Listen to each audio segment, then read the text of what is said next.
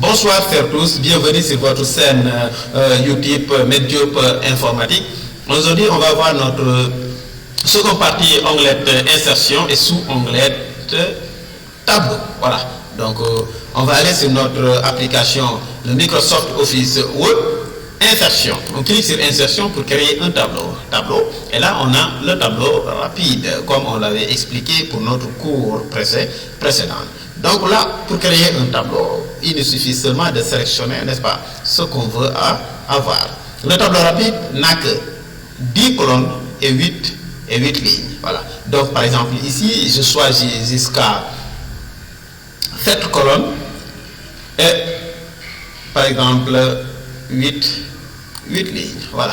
Donc j'ai un tableau. Au moment où j'ai cliqué sur le tableau est accompagné avec deux autres onglets. Un autre onglet qu'on appelle onglet création, et elle est différente de celle-là. Ici on a onglet disposition. Mais pour la création, c'est pour modifier seulement le trame de fond, style de bordure, ainsi de suite. Donc on peut avoir des styles de bordure, ainsi de suite. Voilà, bordure inférieure, extérieure, diagonale bas, diagonale haut, ainsi de suite. Mais là, nous allons voir la disposition. Là, on peut gommer. Donc, si par exemple, vous avez un tableau que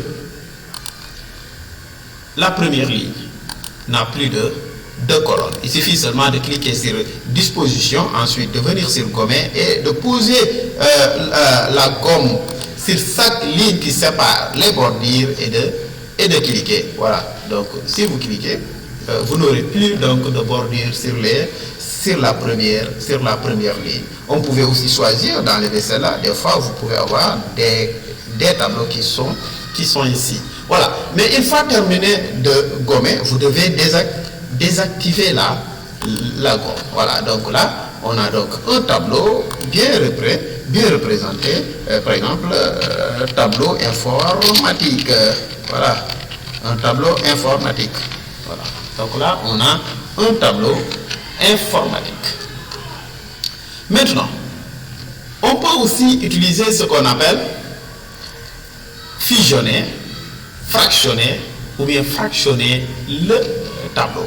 Par exemple, si je voulais fusionner seulement des lignes ou des colonnes qui se trouvent à l'intérieur du tableau, je dois d'abord sélectionner la partie concernée. Par exemple, celle-là, je veux les fusionner. Je viens seulement et je clique sur fusionner. Automatiquement, elle les fusionne sans même autant aller sur gommer pour les enlever.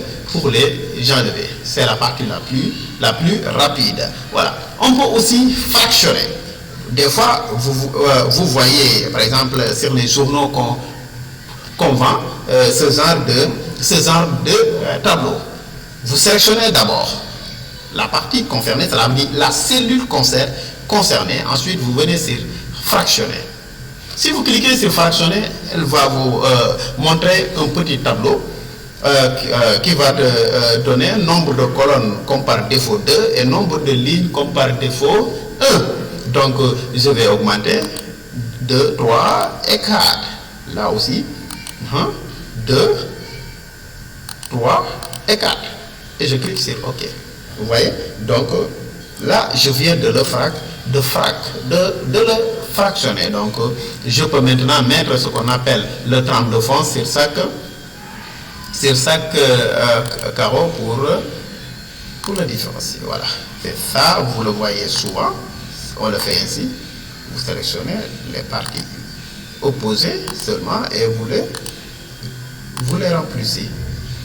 Voilà, ça c'est facile. Voilà. Elle est là. Elle est bien faite, vous voyez, et souvent ça vous le voyez souvent. Voilà, et on a terminé. Vous voyez, donc là vous le voyez sur les journaux, c'est la dernière page de journal écrit. Voilà, donc c'est ainsi qu'on le fait. Avec le tableau, on peut faire beaucoup de choses. Si par exemple on m'avait demandé aussi de fractionner le tableau entier, là je vais devoir donc créer un autre tableau, vous voyez. Donc on me demande de fractionner le tableau. Je dois compter Ici, j'ai combien? J'ai 7 colonnes. Et combien de lignes? Et 5 lignes. On me demande que vous avez commis l'erreur de faire tout un tableau. Par exemple, le tableau était 2 et moi, je l'ai confondu en faisant qu'un seul et unique tableau. Ce n'est pas la peine de supprimer. Il vous faut seulement de compter pour chaque tableau d'abord. Là-bas, on avait un tableau de 7 colonnes. Pour les deux, d'abord, pour les deux tableaux, c'est 7 colonnes. Mais le problème en est que pour le premier tableau, il y avait 2 lignes. Et pour le troisième tableau, il y avait 3 lignes.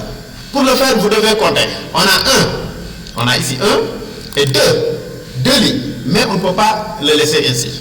Vous devez descendre sur la troisième ligne pour conserver les deux. Parce que c'est la troisième qu'on doit fractionner. Ensuite, je viens sur fractionner le tableau et je clique. Vous voyez, automatiquement, elle va le séparer. Donc, 2 lignes en haut et 3 lignes en bas. C'est comme ça qu'on fait ce qu'on appelle la fraction des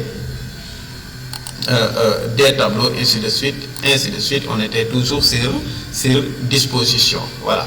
Donc là, je voulais seulement vous présenter le tableau. Et ce qu'on peut faire aussi sur le tableau, il y a d'autres commandes qui se trouvent là, mais puisqu'on ne peut pas tout donner, on vous donne l'essentiel et c'est à vous donc d'aller compléter le reste. Et j'espère que notre cours d'aujourd'hui va être bénéfique pour certains élèves.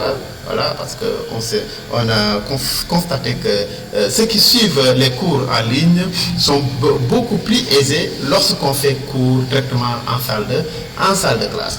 Donc, si vous avez des questions, comme j'ai toujours l'habitude de le dire, vous pouvez passer par les commentaires, poser les questions, et si nous pouvons, si je peux répondre, donc je vais vous répondre par commentaire. Mais si vous avez aussi des suggestions à faire, donc là, vous êtes aussi les bienvenus.